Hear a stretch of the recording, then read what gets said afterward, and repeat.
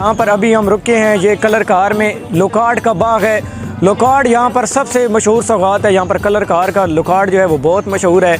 तो अभी ये एक भाईजान है, इनके पास हम रुके हैं। ये एक बाग में लोकार्ड लगी हुई हैं, तो इनसे भी हम थोड़ा सा टेस्ट भी करेंगे और उसके बाद फिर आपको दिखाते हैं कि क्या वाकई ये इतने मशहूर हैं लोकार्ड कलर कार के, इनकी क्या मशहूर होने की वजह है, क्या खासियत है। इन्होंने हमें टेस्ट करने के लिए ये थोड़े से दिए हैं लोकार्ड, जो बहुत मशहूर सौगात है कलर कार की।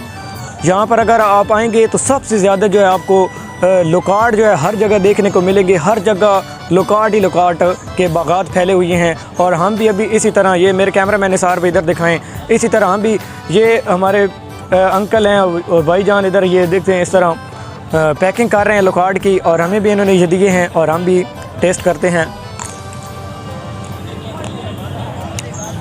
बहुत मीठा है यार, टेस्ट अच्छा है लोकार्ड।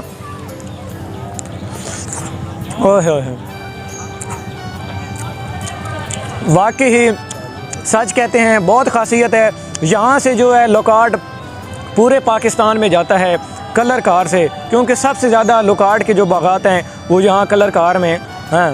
तो ये अभी टेस्ट कर रहे हैं और बहुत ही मीठे हैं, और कैमरा मैन को भी टेस्ट कराते हैं।